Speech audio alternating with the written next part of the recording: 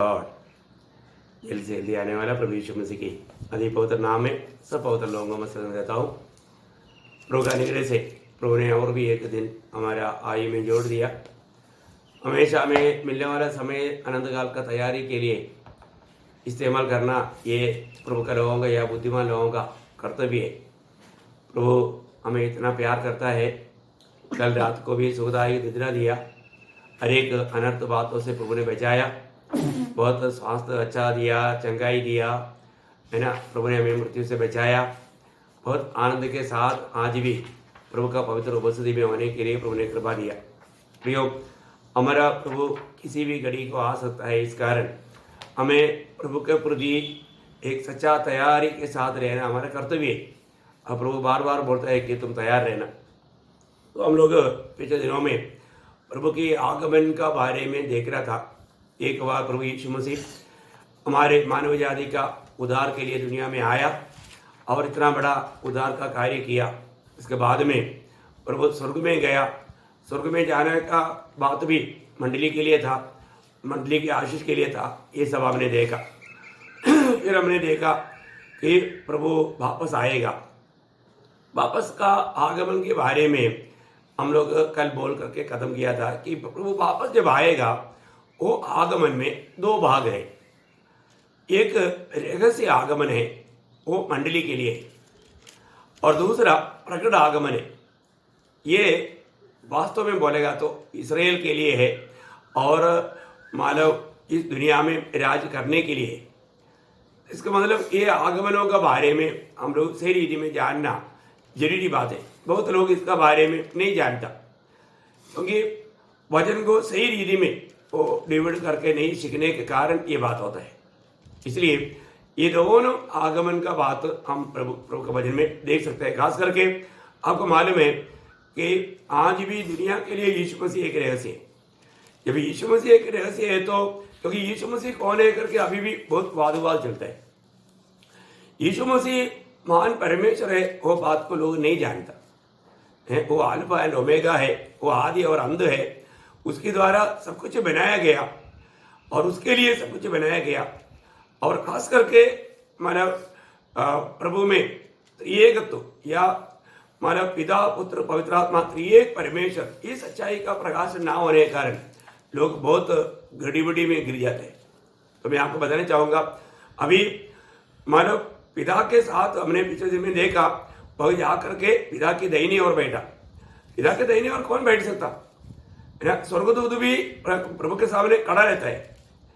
प्रभु के निकट जाने के लिए स्वर्गदूत भी डरते हैं, है ना। सरावगन प्रभु की आराधना करता है तो है 6 पंख है, उनमें 2 पंखों से अपना मुंह चेहरा ढकता है और 2 पंखों से अपना भाव छिपाता है और 2 पंखों से उड़ करके वो गवाही दे रहे हैं।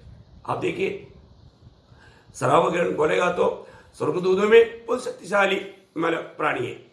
तभी भी उन लोगों को प्रभु के सामने खड़ा होने के लिए मतलब उनको मौका नहीं। आप देखिए, तो स्वर्गदूत गब्रियल दूत भी बोलता है मैं प्रभु के सामने खड़ा हुआ। प्रभु के सामने वो खड़ा रहता है। प्रभु के साथ बैठने के लिए दूतों को भी अधिकार नहीं। आप देखो, पर तो प्रभु यीशु मसीह एक दूत नहीं है, यीशु मसीह स्वयं परमेश्वर है। वो पिता की दाहिनी ओर जा बैठा, ये बात को हमने देखा। अभी प्रभु के आगमन की बात है, बहुत ध्यान से सुनना। ये जो आगमन, खास करके गुप्त आगमन, मैं इसलिए आपको बताना चाहूंगा। यीशु मसीह का ही ज्ञान नहीं है तो फिर यीशु मसीह का मंडली का क्या ज्ञान रहेगा, क्योंकि मंडली तो प्रभु यीशु मसीह का शरीर है। इसलिए होगा मानव जब पहला यूहन्ना 3 अध्याय का पहला वचन का आखिरी में लिखा है, उसका आखिरी मानव पहला यूहन्ना 3 अध्याय का पहला वचन की आखिरी बात, इस कारण संसार हमें नहीं जानता। संसार हमें नहीं जानता, मतलब ये मंडली के बारे में बोल रहे हैं। संसार हमें नहीं जानता क्योंकि उसने उसे भी नहीं जाना। उसे भी नहीं जाना बोलेगा तो यीशु मसीह को भी नहीं जाना। जब यीशु मसीह को ही नहीं जानेगा तो फिर मंडली को कैसे जानेगा। तो इसका मतलब यीशु मसीह को जानना है, यीशु मसीह की मंडली को जानना बहुत जरूरी बात है। प्रियो, मंडली की बात ये बहुत अनमोल बात है, एक बहुत बड़ा रहस्यमय बात है। इसलिए मंडली के साथ जो भी कार्य भी प्रभु का होता है वो भी एक बड़ा गुप्त बात जैसा ही है। इसके लिए मैं आपको बताना चाहूंगा, प्रभु मंडली के लिए जो आता है वो एक गुप्त आगमन है। मैं उसके बारे में आपको थोड़ा सा बताना चाहूंगा। इसका मतलब एक मतलब मंडली के लिए उसको बोलता है बादलों में आएगा। मंडली के लिए बादलों में आएगा। हमने कल भी थोड़ा सा बात देखा था, वो बादलों में आएगा और प्रकट आगमन में वो जैतून पहाड़ पर आकर के उतरेगा। उसको बोलता है मानव महिमा में आएगा। महिमा में आएगा। ये दोनों आगमन में मानव बहुत अंतर है। अभी एक बात यहाँ पर और भी खास करके बताने वाला बात यह है कि कई लोगों को मानव कहना है कि मंडली महाक्लेश में होकर के गुजरेगा, महाक्लेश में होकर के गुजरेगा। और कुछ लोगों का कहना है नहीं, मंडली महाक्लेश की मध्य में उड़ा लिया जाएगा, मध्य में उड़ा लिया जाएगा। पर तो कुछ वैज्ञानिकों का कहना है मंडली महाक्लेश में से पहले उड़ा लिया जाएगा। ये भी एक बहुत बड़ा मतलब समझने वाली बात है। इसको भी प्रभु के लोग जानेगा तो बहुत अच्छी बात है। मैं इसलिए मतलब उसको मतलब बोलता है महाक्लेश से पहले, महाक्लेश के मध्य में या महाक्लेश के बाद में। इसमें मैं मेरा विश्वास और मुझे मिला हुआ प्रकाश के अनुसार मंडली महाक्लेश में नहीं जाएगा, महाक्लेश के मध्य में भी नहीं जाएगा, महाक्लेश से पहले उड़ा लिया जाएगा। है तो इसके लिए मैं आपको बताना चाहूंगा, मतलब ये क्यों मैं ऐसा कहना चाहता हूं, उसका कुछ कारण है। क्योंकि प्रभु का वचन के अनुसार भी हम देखेगा तो उसका बहुत बात है। इवन दुनिया के रीति में देखेगा तो भी बहुत बातें हैं। क्योंकि आपको मालूम है, और आप सोचिए अभी अगर पाकिस्तान के साथ इंडिया लड़ाई के लिए लड़ाई की तैयारी किया है तो सबसे पहले इंडिया क्या करता, वहां पर जो इंडियन एम्बेसडर है उनको वापस बुलाता है, उनको उधर रख करके लड़ाई स्टार्ट नहीं करेगा। लड़ाई शुरू होना है तो लड़ाई की निर्णय लिया है तो सबसे पहले इंडिया गवर्नमेंट करने वाला बात क्या है, अपने एम्बेसडर को वापस बुला लेगा। इसका मतलब वो देश के लोगों के लिए भी एक प्रकार का ये चेतावनी है कि इसका मतलब कुछ खतरा है, क्योंकि एम्बेसडर को ही वापस बुलाया। तो अभी आपको मालूम है कि परमेश्वर ने प्रभु की मंडली को, प्रभु का मतलब चुने हुए लोगों को ये दुनिया में एक एम्बेसडर के रूप में रखा है। हम लोग कौन है, प्रभु का एम्बेसडर है। तो मैं एक वचन आपको पढ़ाना चाहूंगा, जब दूसरा कोरिन्थी 5 अध्याय का 20 वचन। इसलिए हम मसीह के राजदूत हैं, मानो परमेश्वर हमारे द्वारा विनती कर रहा है। हम मसीह की ओर से निवेदन करते हैं कि परमेश्वर के साथ मेल मिलाप कर लो। मतलब यहाँ पर वचन क्या कहता है, हम परमेश्वर का राजदूत है। राजदूत मीन्स एम्बेसडर। देखिए, हम प्रभु का राजदूत होने के कारण या प्रभु का एम्बेसडर होने के कारण प्रभु जब तक मंडली को उड़ाकर लेकर नहीं जाएगा तब तक प्रभु यहाँ पर हमारा महाक्लेश या एक क्लेश का कार्य शुरू नहीं करेगा। तो बहुत बड़ी बात है। इसका मतलब हम यकीन कर सकते हैं कि मंडली मानव प्रभु के साथ उड़ा लिया जाएगा। दूसरा आपको मालूम है कि उड़ा ले जाने वालों का छाया में बताई वो बात है हानुक। हानुक जल प्रलय से पहले ही उड़ा लिया गया। अब ये भी बहुत बड़ी बात, एक चेतावनी है ना। हानुक जल प्रलय में नहीं गया, जल प्रलय से पहले उड़ा लिया गया। तो ये भी हमारे लिए एक चेतावनी है कि उससे पहले हम लोग उड़ा लिया जाएगा। दूसरा हम लोग देखते हैं कि ये जो महाक्लेश किसके लिए है। कई बार लोग महाक्लेश मंडली के लिए नहीं प्रियो, वो मतलब एक वचन में आपको बताना चाहूंगा। उसका एक तीसरा मैं कारण आपको बता रहा हूं। यिर्मयाह नबी की किताब उसका 30 अध्याय का 7 वचन। यिर्मयाह उसका 30 अध्याय का 7 वचन। हाय हाय, वह दिन क्या ही भारी होगा, उसके समान और कोई दिन नहीं।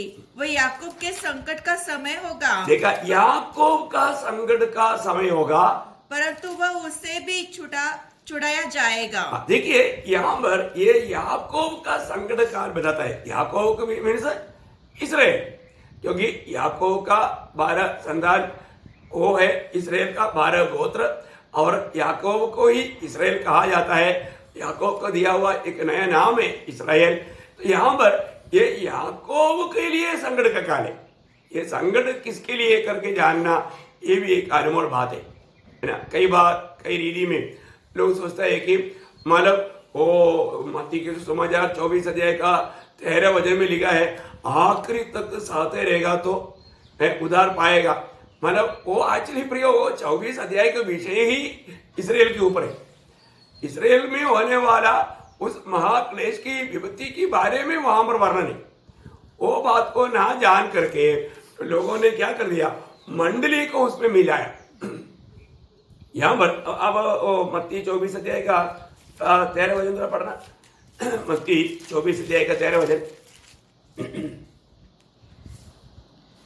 परंतु जो अंत तक धीरज धरेगा उसी का उद्धार होगा। देखा, मतलब ये किसके बारे में बोला है? अगर आप मत्ती 24 अध्याय पढ़ेगा तो वो किसके बारे में बोला है? इसराइल के ऊपर आने वाला क्लेश के बारे में बताए वो बातें। यहाँ पर हमें ये जानना है कि मतलब वो मंडली की बात नहीं, मंडली को भी ऐसे बातों पर जोड़ देगा। इसलिए लोग सही प्रकार प्रभु का वचन को मतलब विभाजित करके ना सीखने के कारण इसराइल के ऊपर आने वाला बातों को भी मंडली में मिलाने के कारण उनको एक शंका आता है। तो यहाँ पर हम एक देखते हैं कि ये इसराइल के ऊपर आने वाला भयंकर क्लेश की बात है। ये 7 साल अभी वापस इसराइल की मंत्रावट के लिए प्रभु उसके साथ व्यवहार करने वाला एक समय है। और एक बात, जब एसेकियेल नबी की किताब उसका 30 अध्याय का 3 वचन का भी पाठ,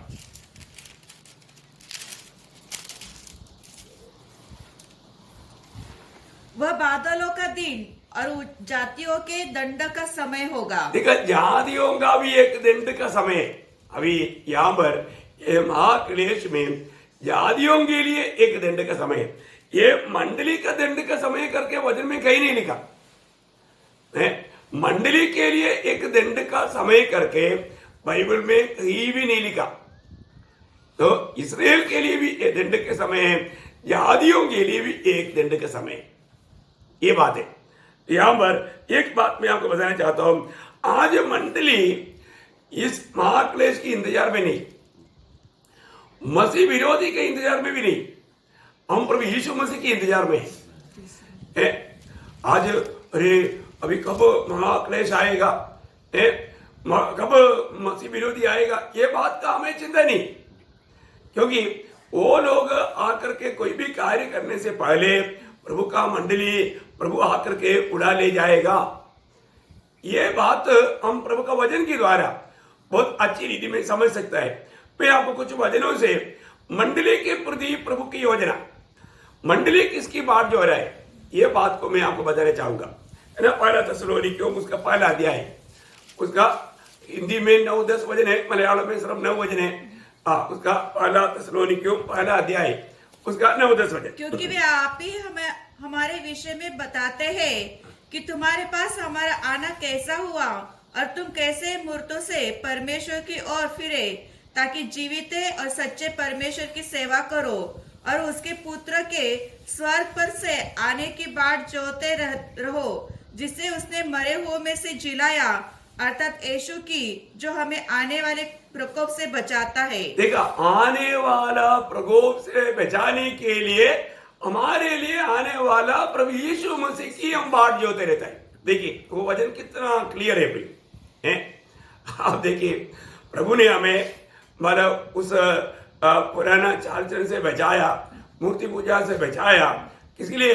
अभी ये दुनिया में एक बहुत बड़ा प्रभु का प्रकोप आने वाला है, एक भयंकर दिन। आपको याद होगा उस दिन का बारे में मत्ती के सुसमाचार उसका 21 अध्याय में, 21 अध्याय में नहीं 24 अध्याय उसका 21 वचन में, 24 अध्याय का 21 वचन में, क्योंकि उस समय ऐसा भारी क्लेश होगा, उस समय में ऐसा भारी क्लेश होगा जैसा जगत के आरंभ से न अब तक हुआ और न कभी होगा।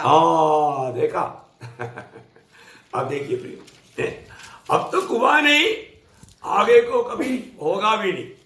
इतना भयंकर क्लेश उस समय में होगा करके प्रभु का वचन क्लियर बताता है।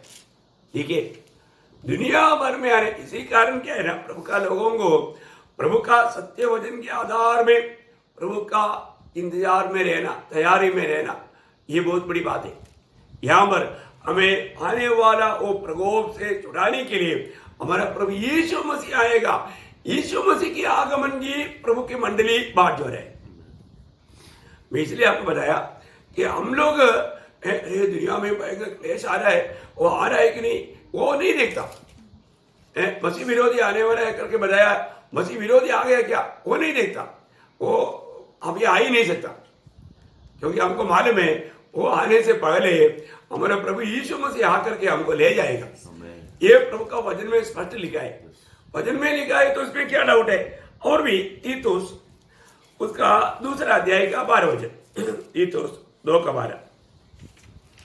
और हमें चेतावनी देता है कि हम अभक्ति और सांसारिक अभिलाषा से मन फेर कर इस युग के संयम और धर्म से और भक्ति से जीवन बिताए और आगे, और उस धन्य आशा की अर्थात अपने महान परमेश्वर और उद्धार करता यीशु मसीह की महिमा के प्रकट होने की बाट जोते रहे। हाँ, हम प्रभु की आगमन की, वो कौन सा 13 है? ओके, तो मतलब हम प्रभु की उस आगमन की बाट जोते रहे हैं। प्रभु के आगमन की बाट जोते रहे।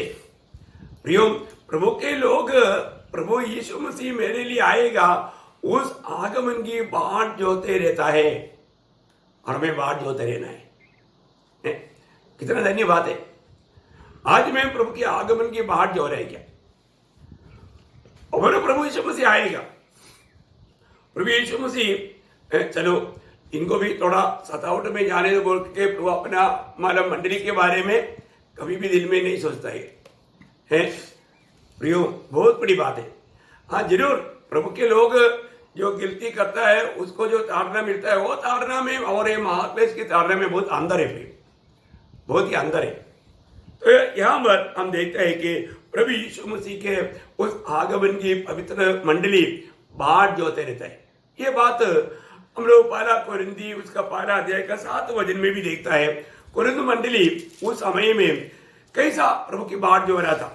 यहाँ तक कि किसी वरदान में तुम्हें घटी नहीं और तुम हमारे प्रभु यीशु मसीह के प्रकट होने की बाट जोते रहते हो। देखा, कोरिन्थ मंडली के लोग मतलब क्या करते थे, हर प्रकार प्रभु के आगमन की बाट जोते थे। प्रभु की आगमन की बाट जो रहा था। प्रियो, प्रभु ने हमें जीवित आशा दिया है। ये आशा पाया वो लोग दुनिया की और कोई भी बातों का नहीं, प्रभु के आगमन की बाट जोते रहते हैं। अभी फिलिपियों का पत्री उसका 3 अध्याय का 20 वचन पढ़ना। फिलिपियों 3:20। पर हमारा स्वदेश स्वर्ग पर है और हम एक उद्धार करता प्रभु यीशु मसीह के वहां से आने की बाट जो रहे हैं। देखा, मानो प्रभु यीशु मसीह स्वर्ग से हमारे लिए आएगा, उस बात का हम बाट जो रहे हैं। क्योंकि प्रभु ने मैंने हमें या मंडली को बता कर गया, मैं तुम्हारे लिए जगह तैयार करने के लिए जाता हूँ, है ना। प्रभु जब जगह तैयार करेगा, प्रभु हमें लेने के लिए आएगा। ये कितना आशा भरा बात है प्रियो, बहुत ही आशा भरा बात है। इवन एक बात मैं आपको गारंटी से बताना चाहूंगा, प्रभु हमें क्रोध के लिए नहीं बुलाया करके वचन है, मतलब क्रोध का दिन के लिए नहीं बुलाया, है ना। पहला थिस्सलुनीकियों 5 अध्याय उसका 9-10 वचन पढ़ना। पहला थिस्सलुनीकियों उसका 5 अध्याय का 9-10 वचन। क्योंकि परमेश्वर ने हमें क्रोध के लिए नहीं, देखा, वो शब्द पर आप ध्यान देना। मतलब ये दुनिया में एक भयंकर क्रोध का दिन होने वाला है प्रियो। उस क्रोध का दिन के लिए प्रभु ने हमको नहीं बचाया। प्रभु ने हमको वो क्रोध का दिन के लिए नहीं रखा है, हमें वो क्रोध का दिन के लिए नहीं, परंतु इसलिए ठहराया है कि हम अपने प्रभु यीशु मसीह के द्वारा उद्धार प्राप्त करें। बहुत सुंदर बात है।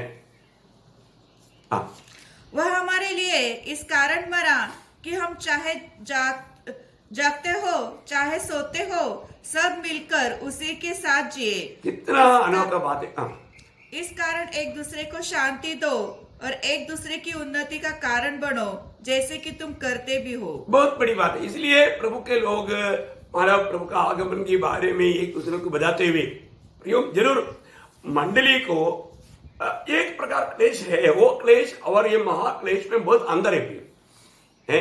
आपको याद होगा जब प्रेरितों का में 14 अध्याय का 22 वचन में प्रेरित पौलुस कहता है वो क्लेश और ये जो महाक्लेश का जो 7 साल का बात है प्रियोम, वो दिन रात का फर्क है। यहाँ और चेलों के मन को स्थिर करते रहे और यह उपदेश देते थे कि विश्वास में बने रहो, और यह कहते थे हमें बड़े क्लेश उठाकर परमेश्वर के राज्य में प्रवेश करना होगा। देखिए यहाँ पर भी जो कहा बात, हमें बड़े क्लेश उठा करके बोलेगा तो विश्वास की खातिर आने वाला परीक्षाओं में हमें बड़े क्लेश में होकर के जाना है, परंतु वो महाक्लेश की बात नहीं। परमेश्वर मतलब उन लोगों से बदला लेने की बात नहीं। जरूर हमको कई प्रकार का तकलीफ है, हमें क्लेश है। ये दुनिया में अनेक पवित्र लोग जो जाता है कई क्लेश में होकर के चलता है। ये बात प्रभु के वचन में प्रभु ने पहले से बताया, ये बात तो होता है, लेकिन वो ये महाक्लेश से बहुत अलग बात है। अभी हमने मतलब मत्ती 24-21 में पढ़ा था कि इस दुनिया में कभी हुआ नहीं और कभी होगा भी नहीं। वो है ये जो 7 साल का जो महाक्लेश की बात है। और वो 7 साल में भी आपको मालूम है कि एकदम ट्रिब्यूलेशन पीरियड बोलेगा तो आखिरी 3.5 साल है, तो वो बात हम बाद में देखेंगे। लेकिन यहाँ पर विषय क्या है कि प्रभु यीशु मसीह उस क्लेश से पहले हमें लेकर जाएगा, क्योंकि प्रभु ने हमें क्रोध का दिन के लिए नहीं रखा। क्रोध का दिन वो आपको मालूम है 1 हफ्ता का समय इस्राएल के लिए प्रभु ने वापस रखा है, वो उनके प्रति है, वो मंडली के लिए नहीं। तो वो समय में मंडली यहाँ पर नहीं रहेगा, और उस समय में आपको मालूम है इस्राएल के लिए एक मंदिर भी रहेगा। वो तो 24 अध्याय में आप लोग पढ़ते हैं मत्ती में। मैं एक बात आपको बताना चाहूंगा कि उससे पहले या दूसरा एक मंदिर इस दुनिया में खड़ा करने से पहले जो ओरिजिनल मंदिर, जो प्रभु का मंदिर मंडली जो है वो उड़ा लिया जाएगा। ये बहुत बड़ी बात है ये। और आपको मालूम है जब रोमियो का पत्री 5 अध्याय का 9 वचन, रोमियो 5 का 9, अतः जबकि हम अब उसके लहू के कारण धर्मी ठहरे, तो उसके द्वारा परमेश्वर के क्रोध से क्यों न बचेंगे। देखा क्यों नहीं बचेगा है? जब प्रभु यीशु मसीह की लहू के द्वारा छुटकारा पाया हुआ लोगों का बारे में लिखा है, उस क्रोध से प्रभु कभी भी उस क्रोध में जाने नहीं देगा, वो पक्का बचाएगा। एकदम सबूत के रूप में यहाँ पर प्रेरित पौलुस कहता है।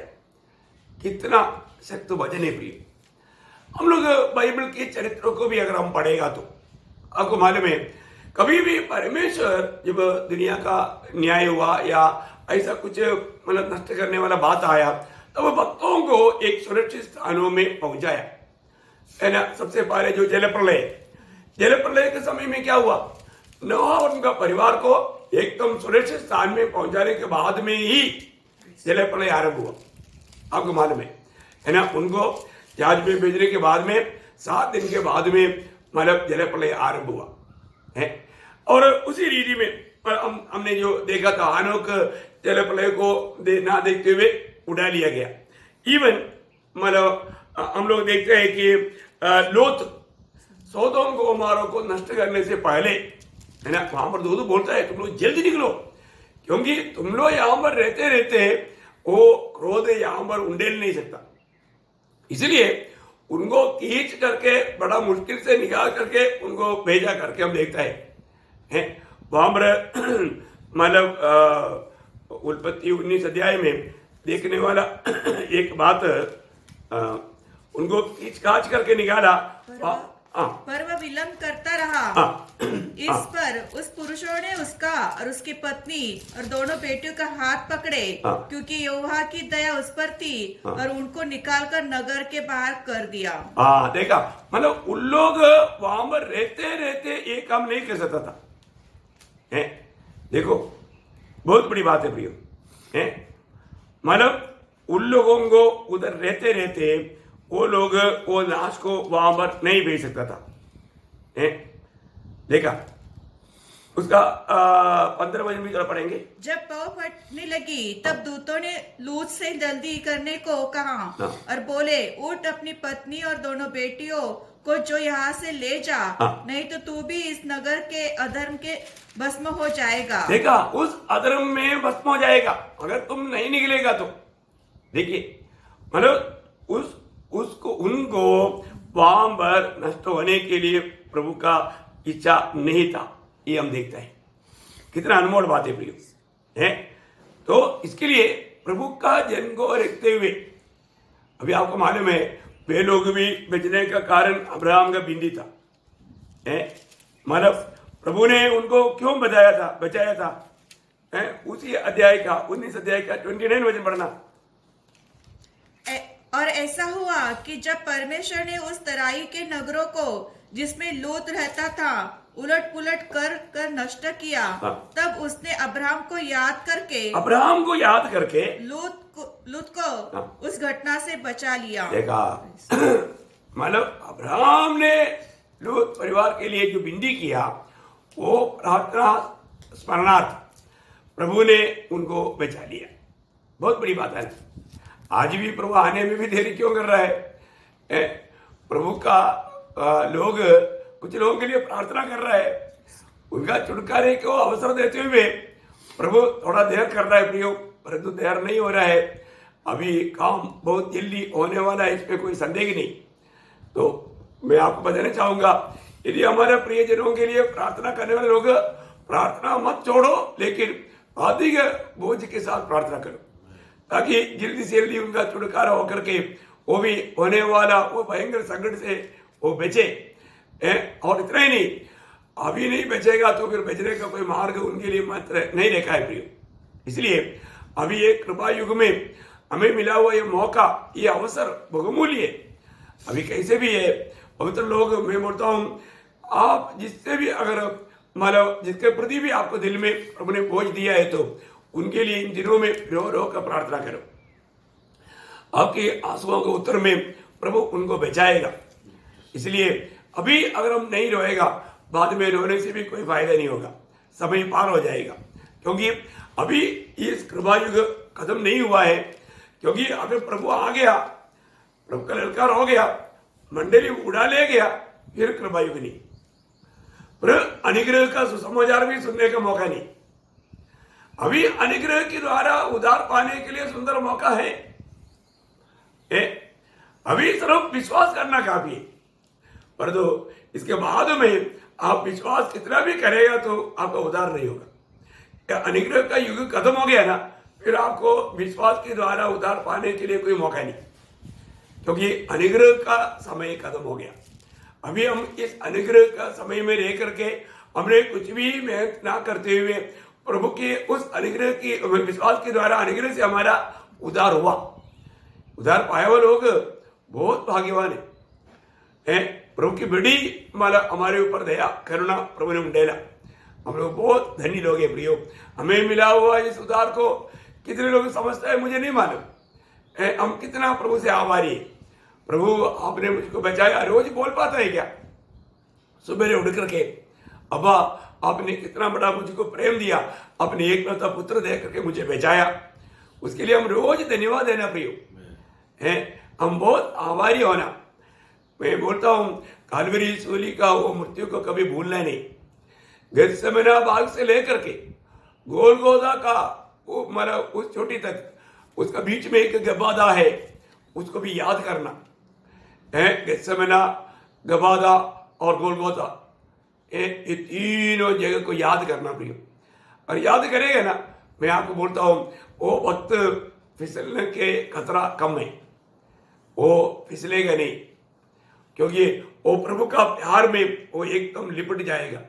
आप देखिए गेत्सेमने बाग में भी प्रभु ने हमारे लिए प्रियो वास्तव में इतना बोझ के साथ मतलब हमारा पाप प्रभु के ऊपर लाने के द्वारा उस कटोरा प्रभु को अकेला पीना पड़ा। आपको मालूम है उस समय में जब हमारा पाप प्रभु यीशु पर लाया तो पिता ने भी पुत्र को छोड़ दिया। हमारे स्थान में होकर के यीशु मसीह ने एक ही बार उस पिता को हे परमेश्वर करके पुकारा। आपको मालूम है प्रियो, हमारे जग में हमारे सारा पापों को जब पुत्र पर ला दिया, पिता ने भी अपना आंख बंद कर दिया। आप देखो कितना भयंकर बात है। वो जो वेदना कभी भी सह नहीं सकता। यीशु मसीह वहां पर इतना जोर से रोता है, चिल्लाता है। प्रियो आप देखना, हमारे प्रति प्रभु ने इतना बड़ा प्यार दिया। वो प्यार को रोज याद करना प्रियो।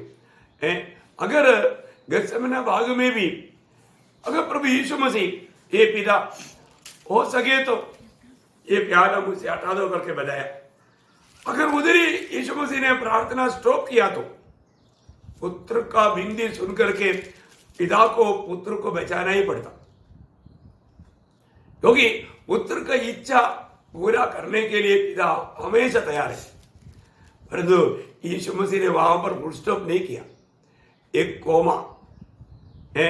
आप देखिए थोड़ा रुकने के बाद यीशु मसीह बोलता है, ये पिता तो भी मेरी इच्छा नहीं तेरी इच्छा। ओह प्रियो, क्योंकि पिता का इच्छा था पुत्र हमारे लिए मरे।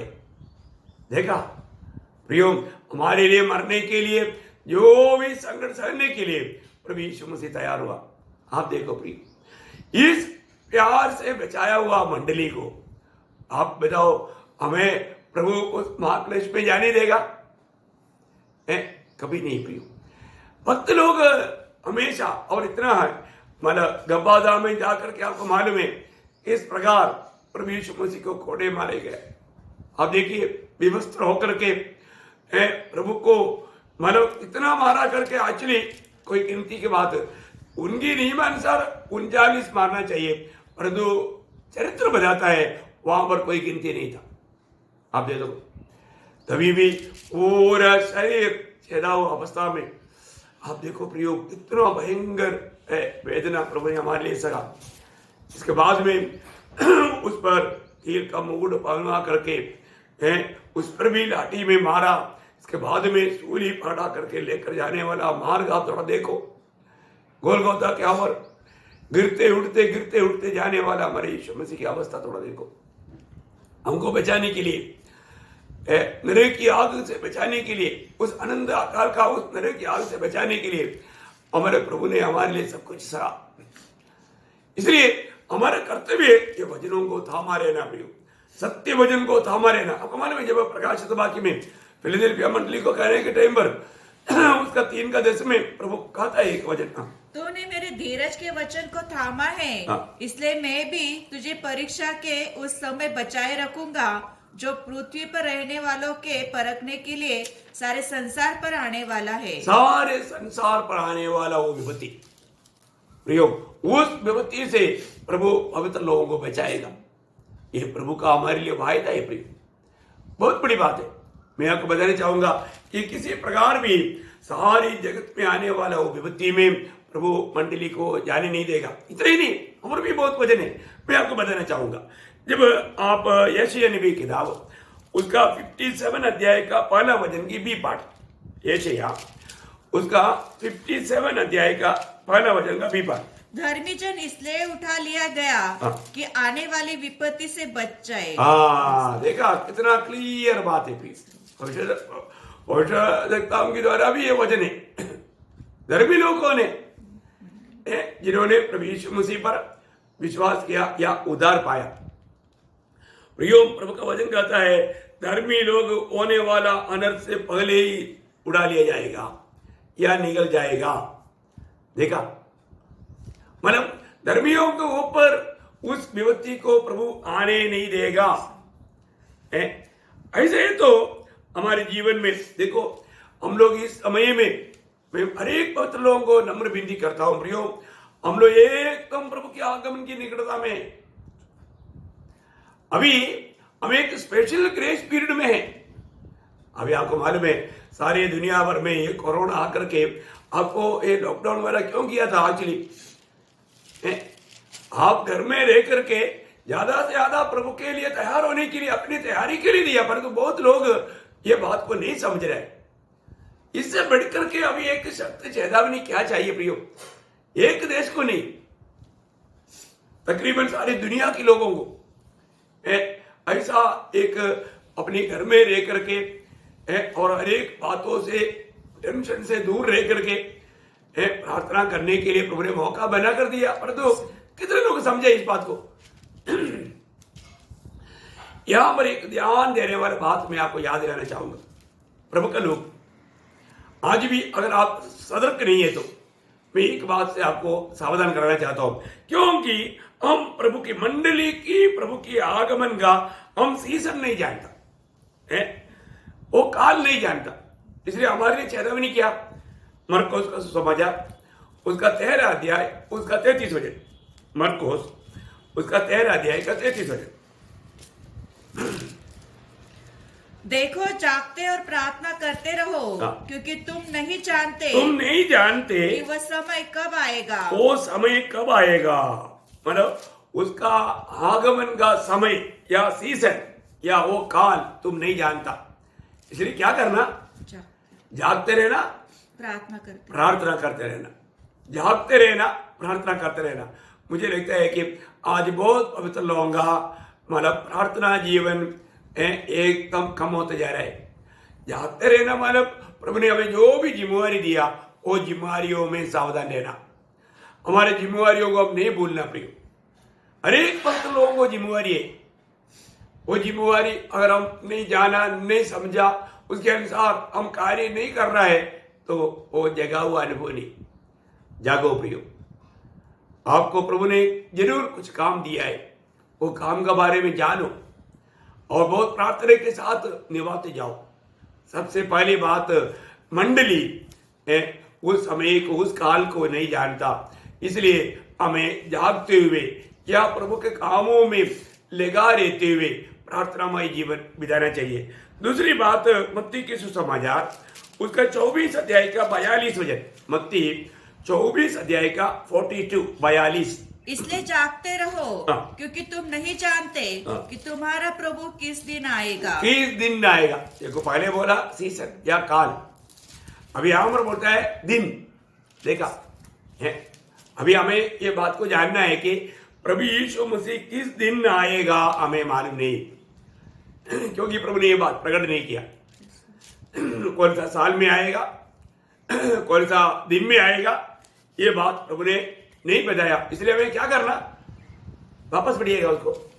इसलिए जागते रहो, इसलिए मतलब इसलिए जागते रहना, किस लिए? क्योंकि तुम नहीं जानते, तुम नहीं जानता। देखा, कोई भी पवित्र लोग नहीं जानता कि तुम्हारा प्रभु किस दिन आएगा। किस दिन आएगा किस दिन आएगा तुम नहीं जानता। इसलिए प्रियो, हमें अपनी कर्तव्यों को निभाते हुए सदैव तैयार रहना, ये हमारा काम है। और प्रभु ने और भी उसका गहराई में बोले के टाइम पर मरकुस उसका 13 अध्याय का 35 से 36 वचन पढ़ना। मरकुस का सुसमाचार उसका 13 अध्याय उसका 35 से 36, 35-36।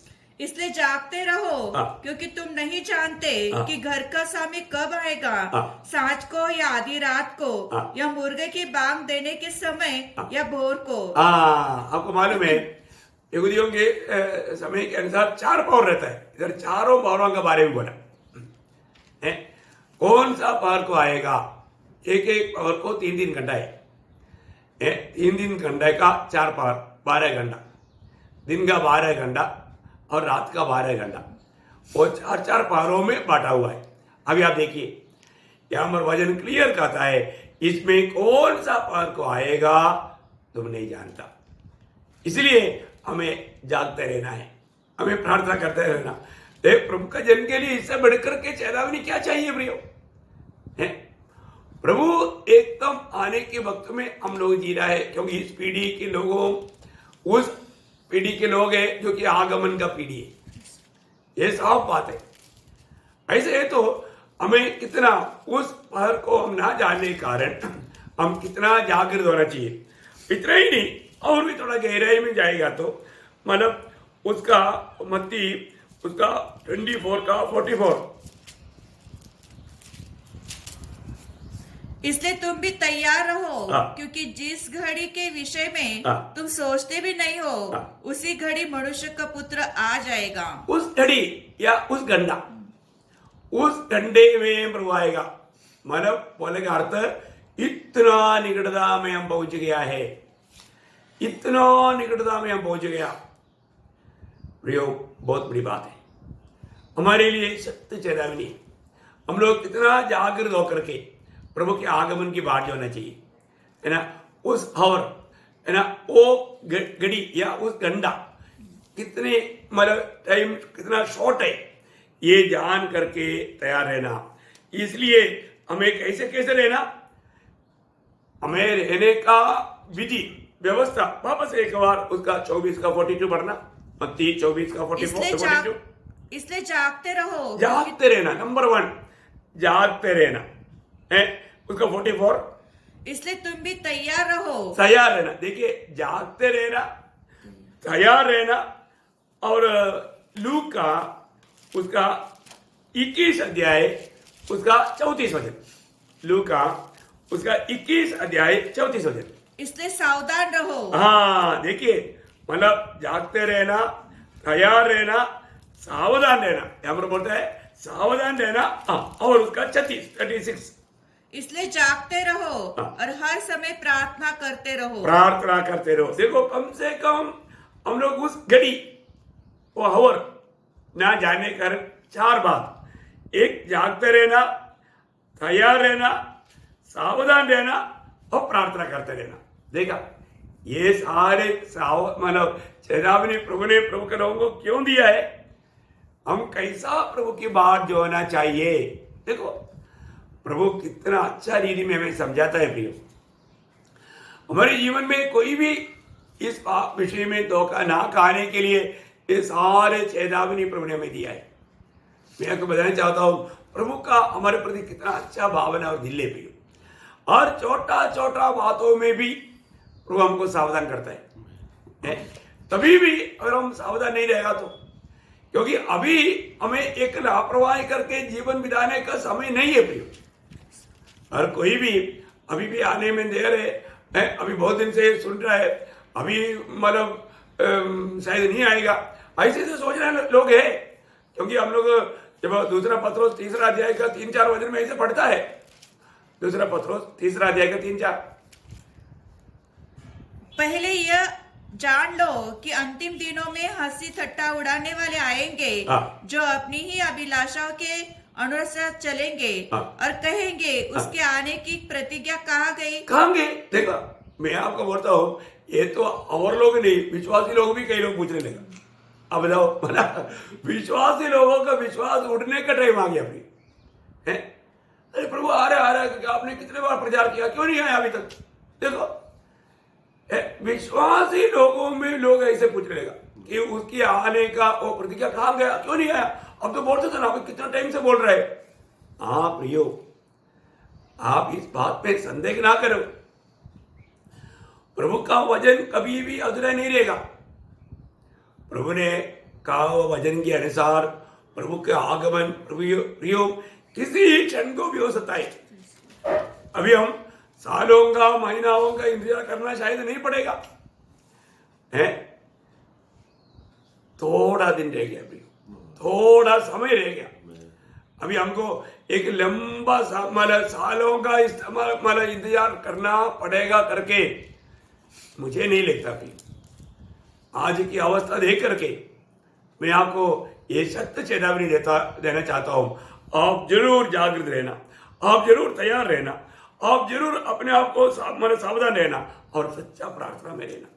अपने आप को परखो, आज मेरा जीवन कैसा है, ये बात को जरूर आप जानना। अभी प्रभु हमें ले जाने का उद्देश्य क्या है, मैं आपको बताना चाहूंगा। ये अभी मंडली के लिए आ रहा है, मंडली को सिर्फ उठा लिया जाएगा। इस प्रकार मंडली को ले जाने का प्रभु का उद्देश्य क्या है, ये भी बात प्रभु ने वचन में प्रकट किया है। ये बात मैं आपको बताऊं, आप ये बात है प्रभु का लोगों को सुनने में कितना अच्छा लगेगा। मतलब इस रीति में प्रभु आकर के मंडली को क्यों उड़ा ले जाता है, मैं उसका भी कुछ बात आपको याद रहना चाहता हूँ। नंबर 1 बात, मतलब प्रभु ने जो वायदा दिया था यूहन्ना 14 अध्याय उसका 3रा वचन में, यूहन्ना 14 अध्याय का 3रा वचन, और यदि मैं जाकर तुम्हारे लिए जगह तैयार करूं हाँ। तो फिर आकर तुम्हें अपने यहाँ ले जाऊंगा हाँ। कि जहाँ मैं रहूं वहाँ तुम भी रहो।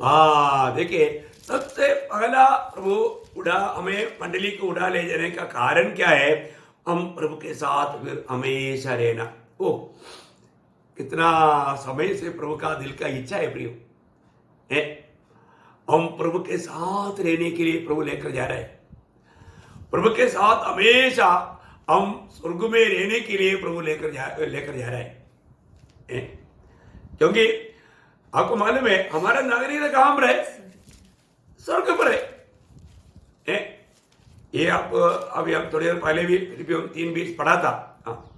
पर हमारा स्वदेश स्वर्ग पर है। हमारा स्वदेश या हमारा नागरिकता स्वर्ग पर है। हम कौन है? हम जरूर अभी दुनिया में रहता है, परंतु प्रभु ने हमें स्वर्ग वायदा दिया है। हम स्वर्ग में प्रभु के साथ रहने के लिए चुने हुए लोग हैं। मैं आपको इसलिए बताना चाहूंगा प्रियो, ये कितना बड़ी बात है। हमारा हम अभी दुनिया में परदेशी है, हमारा स्वदेश स्वर्ग है। प्रभु हमें लेकर जाएगा प्रभु के साथ रहने के लिए। क्यों? आपको मालूम है प्रभु का जो मंडली का बात क्या है? प्रभु का मंडली की एक खूबी आपको याद होगा, कोलोसियों का पत्री में उसका 3रा अध्याय का 3-4 वचन, कोलोसियों उसका 3रा अध्याय का 3-4 वचन, क्योंकि तुम तो मर गए, तुम मर गया और तुम्हारा जीवन मसीह के साथ परमेश्वर में छिपा हुआ है। जब मसीह जो हमारा जीवन है प्रकट होगा, तब तुम भी उसके साथ महिमा सहित प्रकट किए जाओगे। देखा, बोले का अर्थ प्रभु हमारा जीवन होकर के जीने वाले लोग है, मंडली के लोग है। ये बात को जानना है। मैं उधार पाने के समय में मेरा जीवन मसीह में पिता में छिपा हुआ है। तो आज जो मैं जीता हूं वो जीवन किसका जीवन है? वो जीवन प्रभु यीशु मसीह है। हमारा जीवन मसीह होकर के जीने वाला मंडली को लेने के लिए, क्योंकि वो फिर हमेशा प्रभु के साथ रहेगा। जब से हम उठा लिया जाता है, इसके बाद फिर प्रभु से कभी भी दूर नहीं रहेगा, फिर हमेशा प्रभु के साथ, क्योंकि शरीर और सिर एक हो गया। एक अनोखा संबंध में हम लोग एक बन करके जीवन में, इसलिए प्रभु का जीवन हमें दिया, हमें उसका जीवन का भाग बनाया। आप देखो प्रियो, मंडली का अवस्था कितना ऊंचा लेवल का है। शायद ये वचनों को अभी एक सीमा तक लोग समझ पाता, उसका गहराई में नहीं उतर पाता। ओके, दूसरी बात क्या है कि मतलब प्रभु ये जो उड़ा ले जाने का दूसरी बात, हमें जो प्रभु ने जो उद्धार किया वो उद्धार का काम पूरा हो जाएगा। अभी आपको मालूम है मंडली के लोगों को ये बात में प्रकाश है, हमने उद्धार पाया, उद्धार पाते रहता है और उद्धार पाएगा। मैं पिछले दिनों में भी कई बार आपको शॉर्ट में बोला था, हमारा उद्धार का काम पूरा हो जाने के लिए प्रभु आकर के हमको ले जाएगा। क्योंकि जब तक प्रभु आकर के हमको लेकर नहीं जाता या हमारे ये शरीर का उद्धार नहीं होता, तब तक उद्धार पूरा नहीं हुआ। बहुत बड़ी बात है ना। हम आत्मा में उद्धार पाया और हम अपनी देही में या अपना प्राण में रोज उद्धार पाते हैं, और जब प्रभु के आगमन में हमारे शरीर का उद्धार होगा। इसलिए उद्धार पाए वो लोग हमेशा प्रभु के आगमन की बात जो होता ही उनके अंदर एक तड़प रहता है। हमने कल भी पढ़ा था शायद रोमियो 8:23, रोमियो 8 अध्याय का 23। केवल वही नहीं, पर हम भी जिनके पास आत्मा का पहला फल है, आत्मा का पहला फल है, आप ही अपने में कराते हैं और ले पालक होने की अर्थात अपने देह के छुटकारे की बाट जोते हैं। देखा, देह की छुटकारा की, हमारा देह के उद्धार के लिए अभी प्रभु आ रहे हैं। वही बात हम अभी जो पहला थिस्सलुनीकियों 5 अध्याय उसका 9-10 वचन में भी हमने पढ़ा था। अभी आपको और एक बार वो वचन पढ़कर सुनाना चाहूंगा। पहला थिस्सलुनीकियों 5 अध्याय का 9-10 वचन। क्योंकि परमेश्वर ने हमें क्रोध के लिए नहीं हाँ। परंतु इसलिए ठहराया है हाँ। कि हम अपने प्रभु यीशु मसीह के द्वारा उद्धार प्राप्त करें। अभी देखो उद्धार प्राप्त करे, यहाँ पर भी जो बोला हुआ शब्द किस उद्धार के बारे में है? हमारा आत्मा का उद्धार नहीं, हमारे शरीर का उद्धार। आगे वह हमारे लिए इस कारण मरा कि हम चाहे जागते हो चाहे सोते हो सब मिलकर उसी के साथ जिए। हाँ देखिए, अभी हम मतलब कोई भी है, अभी आपको मालूम है यीशु मसीह के आगमन में क्या होगा? जो प्रभु में सो गया वो जी उठेगा और जो जीवित है डूबांतर होकर उड़ा ले जाएगा। प्रियो, प्रभु यीशु मसीह मतलब पुनरुत्थान हमारे जीवन है। मरे हुओं को भी मतलब जिलाने वाला प्रभु है, जीवितों को भी रूपांतर करके ले जाने वाला प्रभु है। कितना अद्भुत बात है ना। वही बात एक और जहाँ पे हमने इब्रानियों 9:28 में हम पढ़ता है प्रभु का वैसे ही मसीह भी लेने के लिए एक बार बलिदान हुआ। एक बार प्रभु ने आदम पाप से हमें उस श्राप से छुड़ाने के लिए एक बार बलिदान हुआ। और जो लोग उसकी बाट जोते हैं, जो उसकी बाट जोते हैं, देखा मंडली क्या करता है? मंडली और किसी का बाट नहीं हो रहा, मंडली प्रभु यीशु मसीह की बाट जो रहे, जो उनकी बाट जो होते हैं उनके उद्धार के लिए, उनके उद्धार के लिए। यहाँ पर भी बोला हुआ उद्धार किसका है? कौन सा उद्धार है? शरीर का उद्धार। आप देखिए, नहीं तो कई लोगों को वचन नहीं जानता है तो बोलेगा प्रभु यीशु मसीह जब आएगा तभी उद्धार होगा, ऐसा है क्या? ये भी एक अज्ञानता की बात है। प्रियो, जो उद्धार पाया हुआ लोगों का उद्धार है, बोले का अर्थ जिसका आत्मा में उद्धार हुआ, प्रभु यीशु मसीह पर विश्वास करके पाप क्षमा पाया, नया जन्म पाया है, वो लोग प्रभु का आगमन की प्रतीक्षा में रोज अपनी प्राण में उद्धार पाते हुए उस शरीर का उद्धार के लिए बाट जो होता है, उनके उद्धार के लिए बिना पाप का प्रकट होगा करके यहाँ पर बता। आपको समझ में आया होगा? ये सब वचनों के द्वारा जानना जरूरी बात है। इसका मतलब क्या है कि हमारा उद्धार पूर्ण होने के लिए प्रभु आ रहे हैं।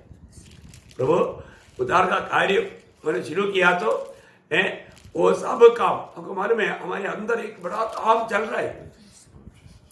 कितने लोग समझता है? एक भक्त के जीवन में जो फिलिपियों वाला अध्याय का 6 वचन में हम देखते हैं, जिसने तुम्हें भले काम शुरू किया, अच्छे काम आरंभ किए हैं, वही यीशु मसीह के दिन तक पूरा करेगा। मतलब वो समय अनेक पवित्र लोगों में प्रभु का वो काम पूरा हो गया होगा। करेक्ट, पवित्र आत्मा का एक काम है प्रियो। कोई लोग नहीं जानता मेरे में एक बहुत बड़ा काम, स्वर्ग का हाथ बहुत बड़ा तेजी से काम चल रहा है करके।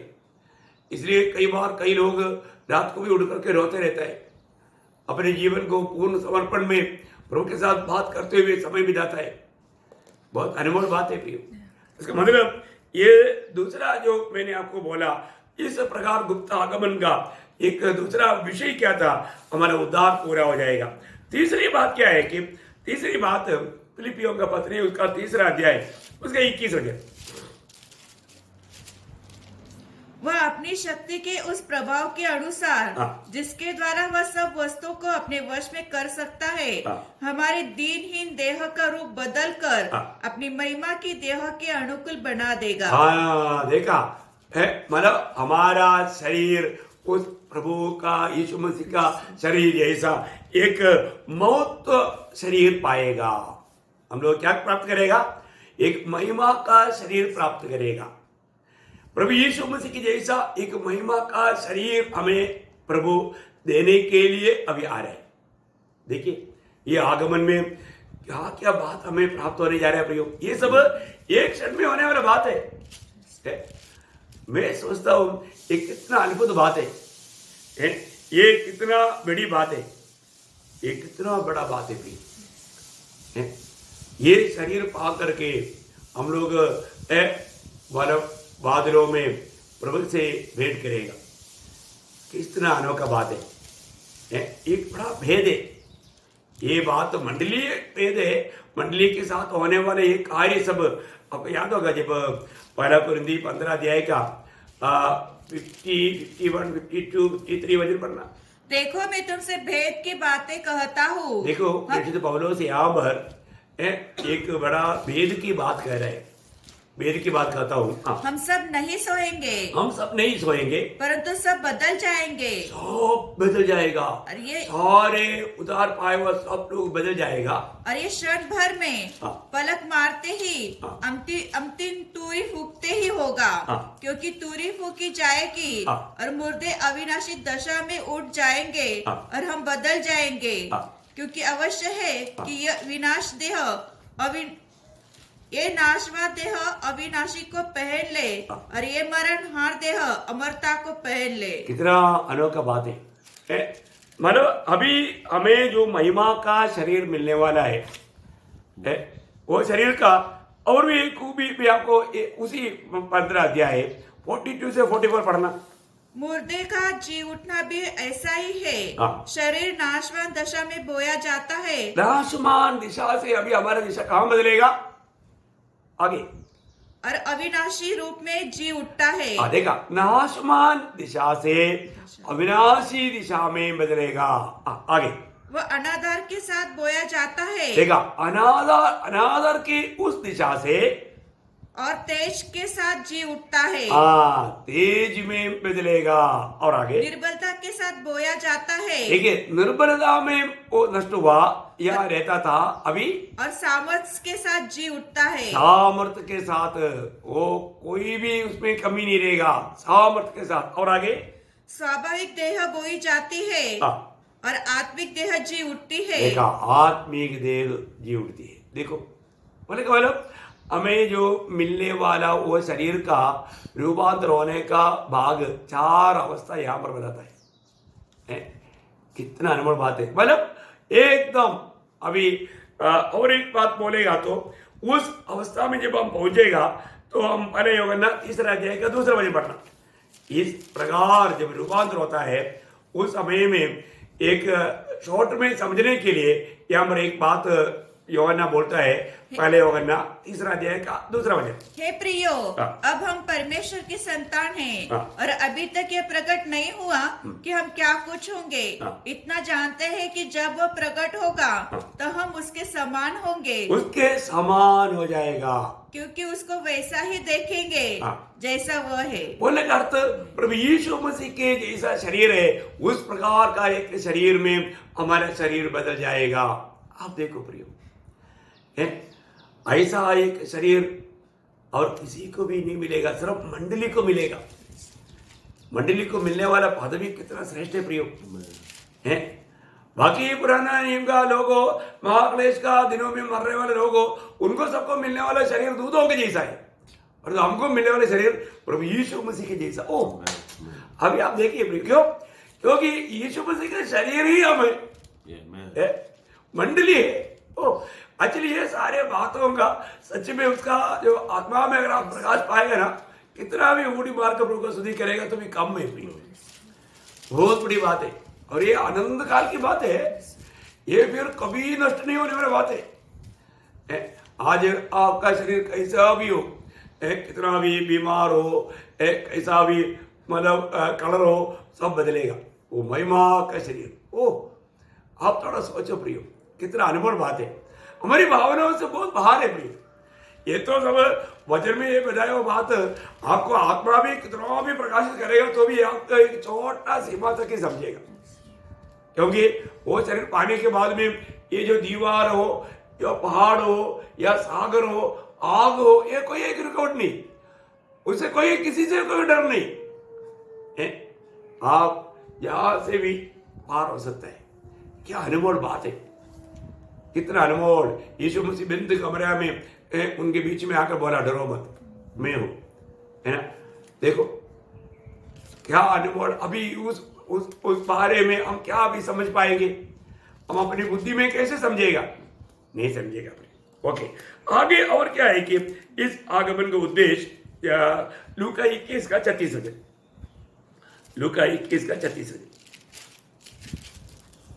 ओ प्रभु, इसलिए जागते रहो और हर समय प्रार्थना करते रहो कि तुम इन सब आने वाली घटना से बचने और मनुष्य के पुत्र के सामने खड़े होने के योग्य बनो। मतलब आने वाला वो पीड़ा से बचाने के लिए प्रभु ये गुप्त आगमन क्यों है?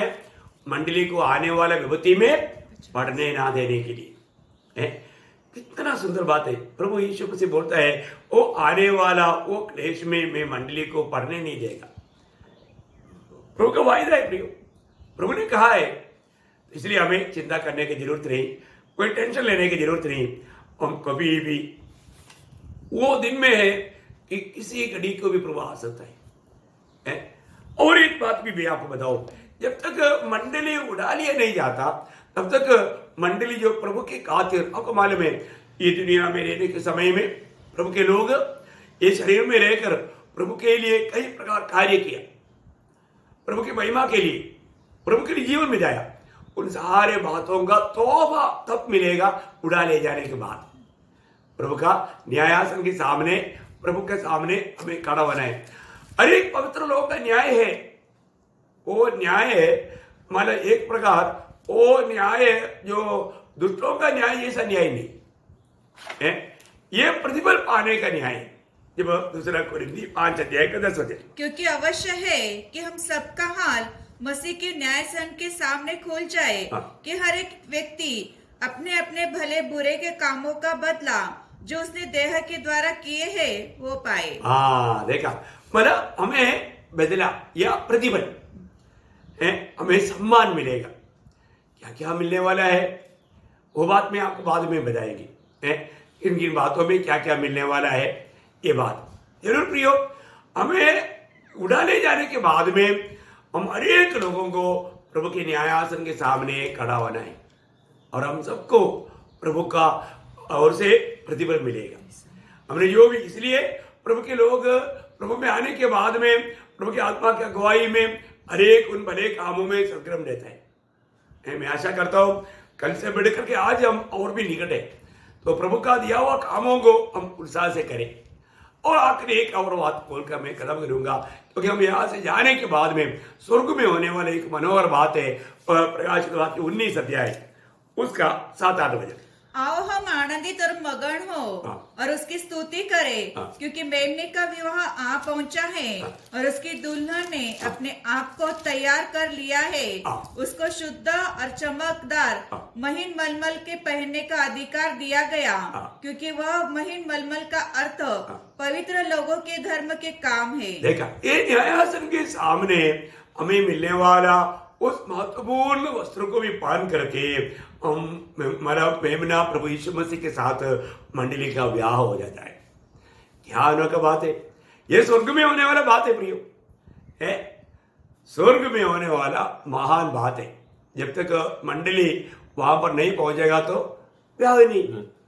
इसलिए वो ब्याह की तैयारियां पूरा इधर ही करना, कुछ भी मतलब रख नहीं छोड़ना। इसलिए परखो मैं अपने उस ब्याह के लिए पूरा तैयारी किया है कि नहीं है। ब्याह में जाने वाला है, उसकी पत्नी ने उसकी तैयारी नहीं किया तो क्या होगा है, वो बहुत लज्जा की बात रहेगा। इसलिए ये प्रियो प्रभु का आगमन की कितना प्रतीक्षा में अपने आप को कितना मतलब सजाते हुए तैयारी में रहना, उस न्यायासन के सामने खड़ा होने की तैयारी करना। मैं वहां से प्रभु से उस प्रतिफल पा करके उस महिमा का वस्त्र पहन करके मैं उस शादी में भाग लेगा। कितना बड़ी बात है, उसके लिए प्रभु आ रहे हैं हमको लेने के लिए। प्रभु का ये गुप्त आगमन मंडली के लिए, मंडली का वो महान कार्य वहां पर हो जाएगा। कितना अनमोल बात है। मैं आशा करता हूं और भी कई बात है, प्रभु की इच्छा है प्रभु का आगमन आज नहीं हुआ तो कल आपको बांटेंगे तो जरूर मैं आपको बताना चाहता हूं मतलब किस रीति का मंडली उड़ा लिया जाएगा, ये बात मैं आपको कल बताऊंगा। इवन प्रभु का मतलब प्रकट आगमन में और गुप्त आगमन में क्या क्या भेद है ये भी बात में आपको प्रभु का अनुग्रह के अनुसार कल आपको बताएंगे। मैं आशा करता हूँ जरूर आप वचन सुनने के बाद में अपनी तैयारी जो भी रह गया उसको परख करके जान करके उसको सही करने की प्रयास करोगे। ओके, प्रभु आप सबको बहुत आशीष दे, प्रभु का अनुग्रह आप सबके साथ हो।